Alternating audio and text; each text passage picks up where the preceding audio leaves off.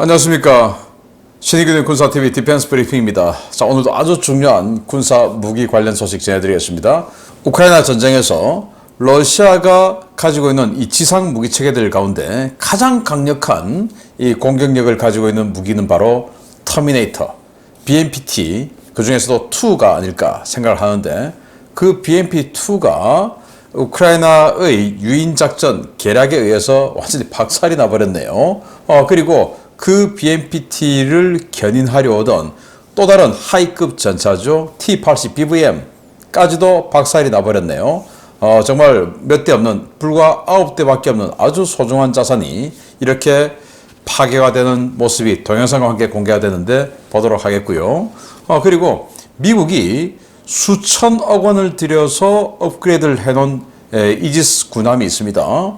우리 한국의 정조대왕함, 지금 만들고 있는 최신 이지스함이죠. 그 정조대왕함과 같은 이 시스템의 이지스 베이스라인 9 버전, 여기다가 니프카 협동 교전 능력까지 다 갖춘 이런 엄청난 능력의 군함을 불과 5, 6년 쓰고 지금 퇴역을 시킨다네요. 이 뭐한 짓인지. 이거 그냥 퇴역할 거, 그러면 우리하고 어떻게 좀 합을 좀 맞춰볼까 라는 생각이 드는데, 어떤 내용인지 보겠습니다. 자, 들어갑니다. 자, 5가지 단신을 먼저 보겠는데요. 러시아가 카운터 드론 전문 레이더 개발 중이다. 곧 전략화한다. 지금 뭐 드론이 모스크바 여기저기 막 때리니까 불만들이 많으니까 무마 차원에서 뭔가 말을 좀 던지는 것 같은데, 어떤 내용인지 보겠고요. 미국의 바탄 상륙 전단이 호르무즈 해협을 통과하는 상선에 승선하는 준비를 완료했다. 이게 도대체 무슨 말인지 보도록 하겠습니다. 첫 번째입니다.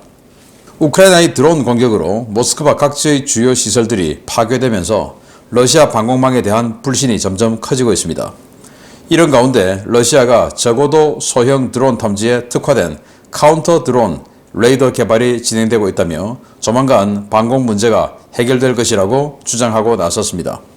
SM-3 블락-2A 미사일을 공동 개발했던 미국과 일본이 극초음속 무기를 요격하기 위한 차세대 요격 미사일 공동 개발에도 합의했다는 소식입니다. 10년 내에 극초음속 미사일 요격체를 만들어 배치한다는데, 이러한 협의가 진행되고 있는 동안 우리나라는 뭘 했는지 모르겠습니다. 중국이 신형 돌격 소총 QBZ-191 배치에 속도를 내고 있다는 소식입니다. 지난주부터 홍콩 주둔군 개인 화기가 QBZ-191로 모두 대체된 것은 물론, 개인 화기 교체 속도가 비교적 느렸던 해군에도 이 신형 소총 보급이 빠르게 진행되고 있습니다.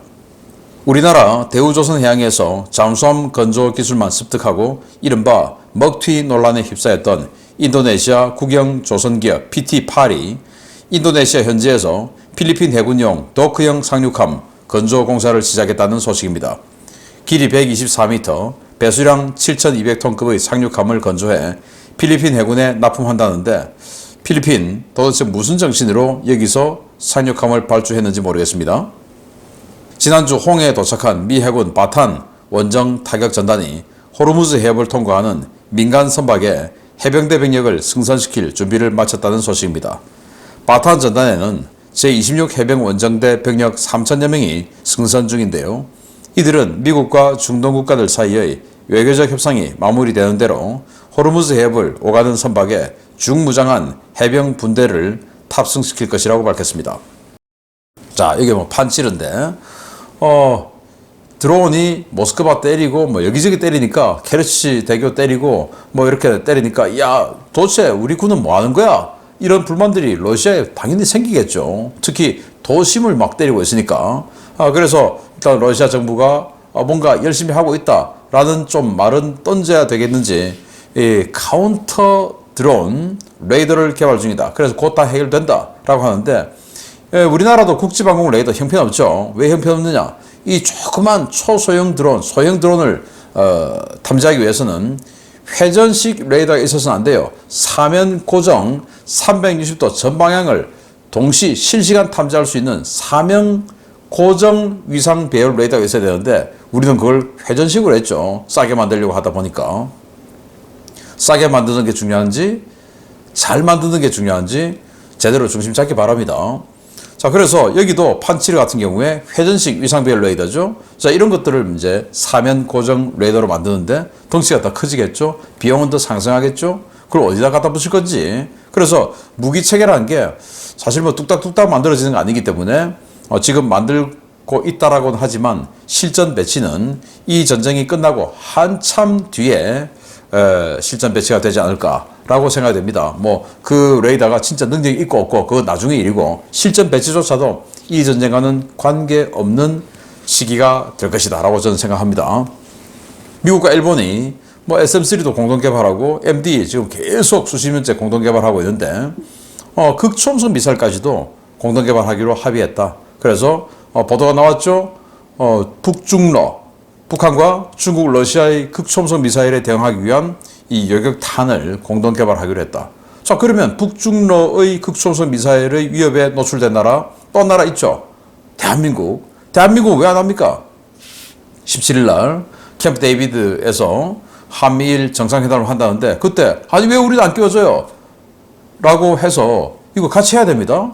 그래서 뭐 우리 미사일 만드는 업체는 우리 선배님 가 있는 LIG 넥손 있잖아. 거기서 해야 되는데 여기 하면 우리 LIG 넥손 일감 좀 잘려나갈 수 있으니까 그거 안 돼. 그게 개발비하고 다 몰아줘야 돼. 그래서 그냥 우리는 무조건 자체 국내 개발로 밀어붙여야 돼. 라고 한다면 정말 나쁘지 않나 라고 저는 다시 한번 강조합니다. 방산업체에 가 있는 선배님들의 그 안보를 위해서 대한민국 국민과 우리 국가 전체의 안보를 희생시키는 그런 노력이 있다면 그건 국민의 세금으로 된 봉급을 받을 자격이 없다라고 저는 생각합니다. 중국이 과거 불법식 소총인 95식 소총을 쓰다가 야 이거 별로 안 좋다 해서 그때 이제 폼 좋다고 이제 썼는데 QBZ-191 HK416 방식의 숏 스트로크 가스 피스톤 방식의 이 QBZ-191을 개발했고 이걸 이제 신속 배치하고 있는데 주로 이 소총들이 요즘 소총 비싸니까 빨리빨리 교체가 안 돼요. 그런데 중국은 초스피드로 대체를 하고 있다라는 부러운 소식입니다. 여기에 뭐 이 엠락이라든지 피카티니 레일 뭐 이런 것들 다 장착되어 있는 최신형 소총이고 여기에 5.45mm 이런 그 공산권 과거 사회주의권 이런 공용탄도 아니고 5.8mm 자체 탄을 해서 또 신형 5.8mm 탄을 만들어서 더욱더 관통력을 증가시켰다라고 하는데 조금 우려스럽고 우리도 이 전 세계가 숏스트로크 가스 피스톤 방식의 이런 소총을 가는데 한국만 롱스트로크 왜냐? 아니 뭐 저 회사 총 만드는 회사 제가 또 말하면 또 뭐 그게 또 불쾌할 거니까 저 회사에 뭐 그냥 K2, K2C1 그래가지고 또 차세대 소총이라고 그냥 납품 받지 뭐 거기다 뭔가 좀 피카틴 레일 이런 거 갖다 붙이면 좀 신형스럽잖아. 뭐 그러면 눈이 좋고 매부 좋고 하는데 뭘 그렇게 또 색을 한다고 그래? 거기 가 있는 선배님 불편하시잖아. 라고 하면 안 되는 거죠.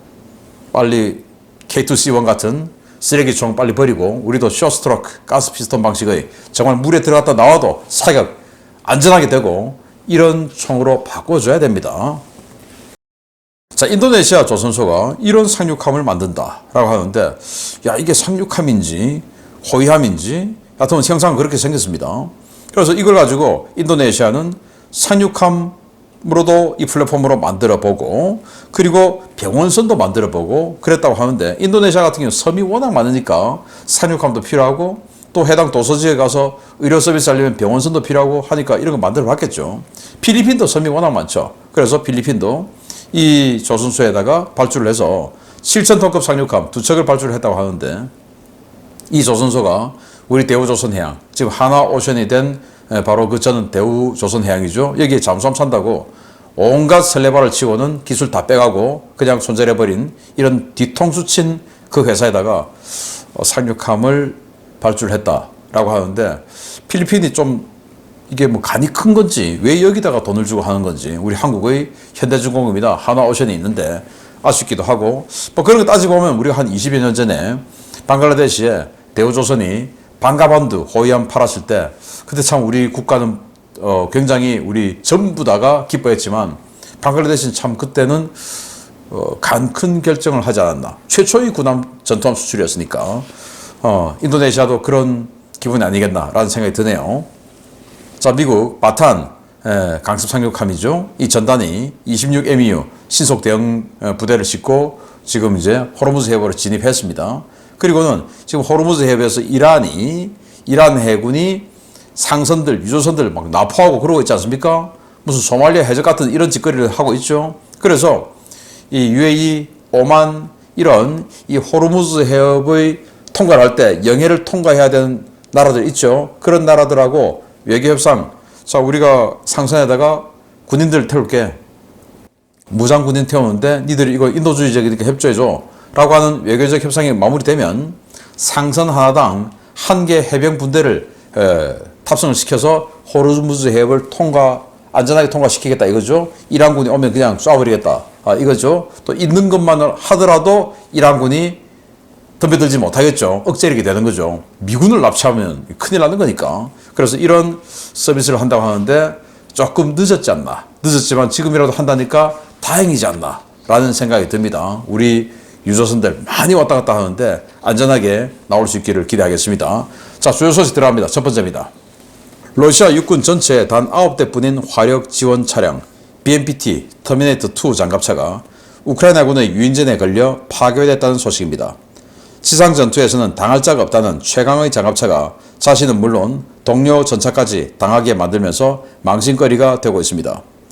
우크라이나 연방보안국 SBU의 특수작전 부대가 도네츠크 모처의 러시아군 작전 지역에서 차량과 드론을 이용한 유인전으로 최신의 BMPT 터미네이터2 화력 지원 장갑차를 파괴하는 데 성공했다고 현지 시각 8월 12일 밝혔습니다. 이번 전쟁 중 예하 특수부대들을 최전선에 투입해 러시아군을 상대로 한 사보타주 공작을 성공적으로 수행하고 있는 SBU는 바흐무트 인근으로 추정되는 도네츠크 지역의 한 마을에서 러시아군 BMPT 전투장갑차를 발견했습니다. 전차 차체, 기관포와 대전차 미사일 등을 얹은 독특한 컨셉의 화력 지원 장갑차인 BMPT는 높은 생산 단가 때문에 단 10대만 생산됐는데요. 이 중 실전 배치된 차량은 9대로 배치 물량 모두 제90 근위 전차 사단에 배속되었습니다. SBU는 구체적인 작전 지역은 밝히지 않았지만 해당 영상이 촬영된 곳은 제90 근위 전차 사단 예하 부대로 도네츠크주 바흐무트 전선에 배치된 제80 전차연대 작전 지역 인근인 것으로 추정되고 있습니다. SBU는 우선 차량을 이용해 러시아군 BMPT가 매복지에서 들판으로 나오도록 유도했는데요. 유인 전술에 말린 BMPT가 들판에 나오자 우크라이나군은 곧바로 자폭 드론을 보내 BMPT를 일격에 파괴했습니다.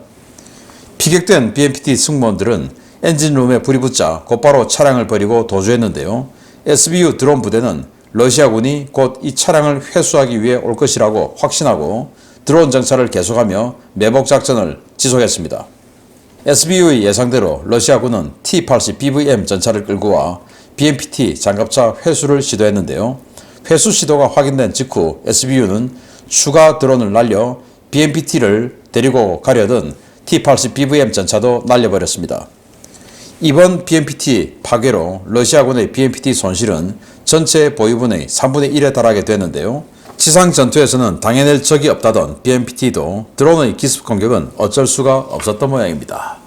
예, BMPT, T-72 차체, 또 T-90 차체에다가 이렇게 기관포, 대전차 미사일 이런 것들을 얹은 화력 지원 차량입니다. 이 대전차 미사일 얹을 수도 있고 열압력탄 집어넣을 수도 있는 어마어마한 화력인데 전차 차체를 활용했다 보니까 이 방어력도 굉장히 세죠. 그리고 측면 방어력도 이렇게 증가 장갑을 덧대서 더욱 강력하게 만들었습니다. 그래서 이 BMPT 터미네이터는 T-72 차체, 그리고 BMPT-2는 T-90 전차 차체를 활용한 거예요. 이번에 파괴된 건 BMPT-2, 그러니까 T-90 전차 차체를 활용한 겁니다. 더 좋은 거죠.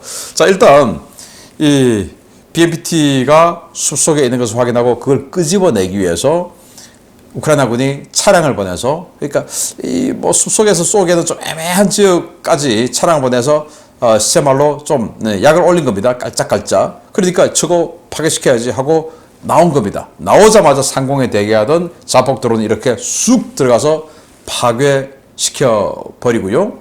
그리고 그 이후에 자 이거 엄청나게 고가 차량이니까 반드시 회수하러 뭔가가 올 거야. 그 회수하려 오는 놈도 때리자. 기다렸더니 아니나 다를까 회수하러 오죠. 이제 이게 파괴되는 모습인데 이 파괴된 직후에 얼마 안 있다가 T-80BVM 전차가 회수하러 옵니다. T-80BVM은 이번 우크라이나 전쟁에 참가하고 있는 러시아 전차 가운데 거의 상위층에 있는 그런 하이급 전차 아닙니까? 그걸 또 이렇게 때려버립니다. 그래서 1타 쌍피는 아니고 그냥 치고받고 해서 여러 피를 먹은 이런 상황이 아닌가라고 생각이 되고, 자 그래서 제가 요걸 동영상 공개된 거 소리는 끄고요. 음악이 있어서 소리는 끄고 여러분들께 보여드리겠습니다. 일단 보고 다시 말씀 나누겠습니다.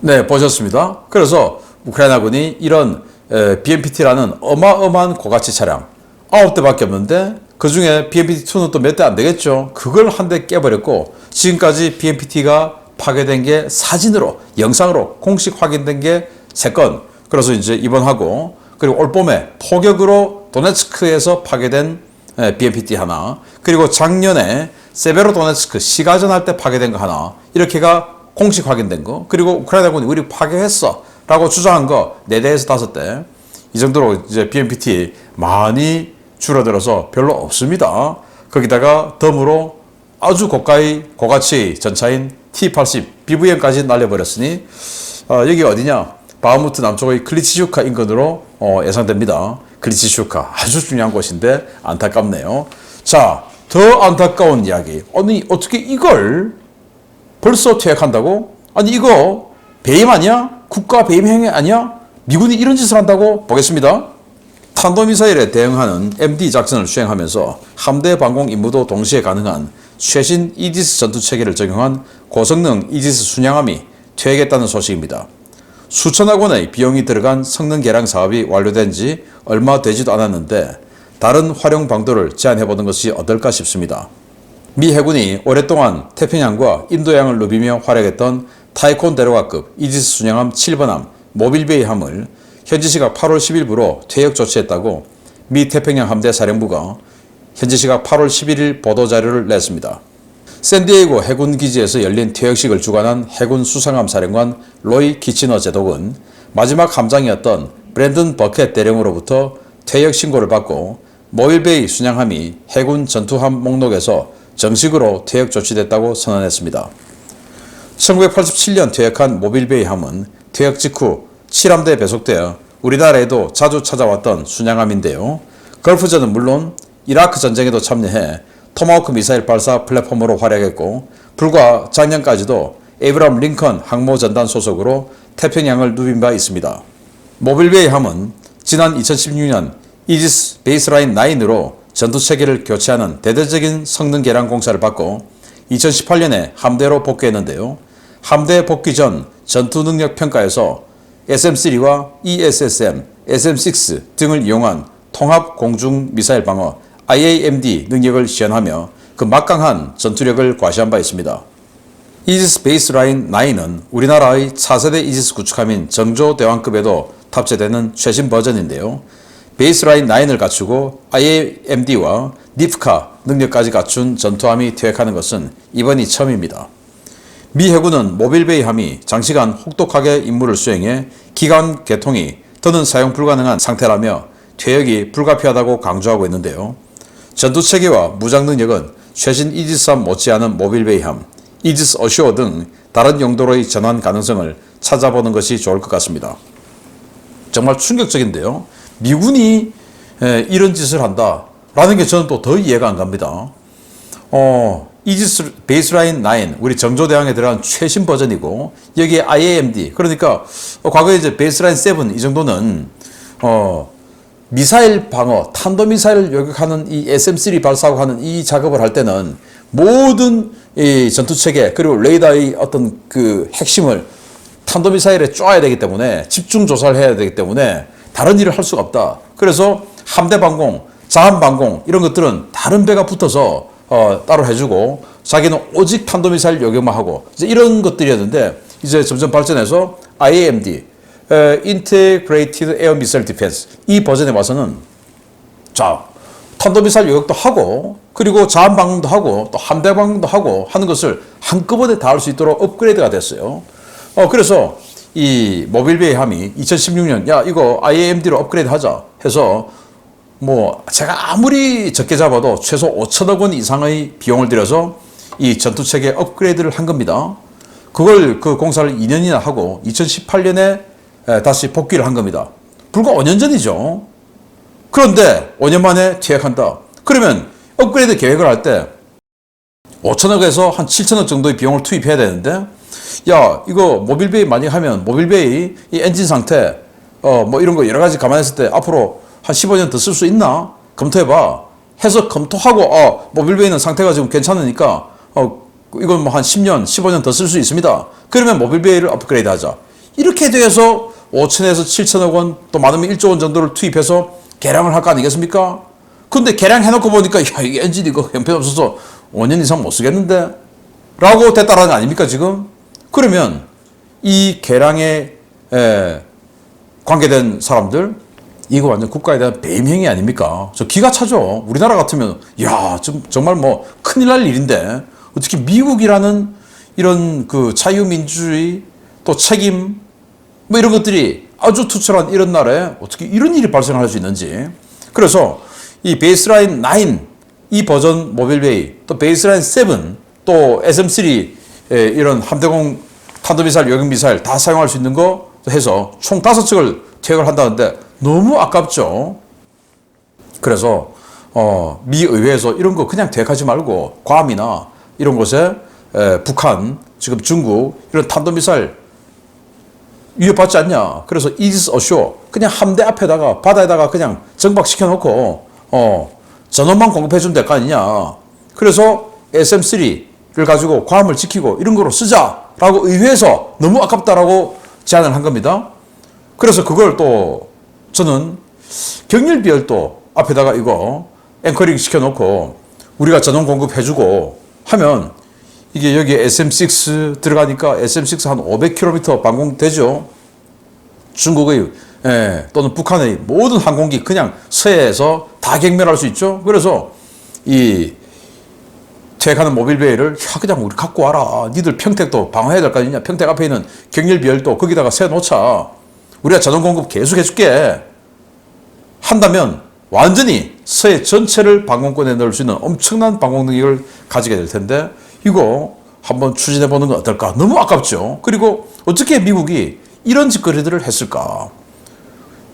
어마어마한 수천억의 돈을 투자해서 업그레이드를 해놓고 야 엔진 이거 형편없어서 빨리 퇴역해야 돼 하고 5년 만에 탁 퇴역시켜버리는 희한한 사실을 알려드렸습니다. 마치겠습니다. 감사합니다.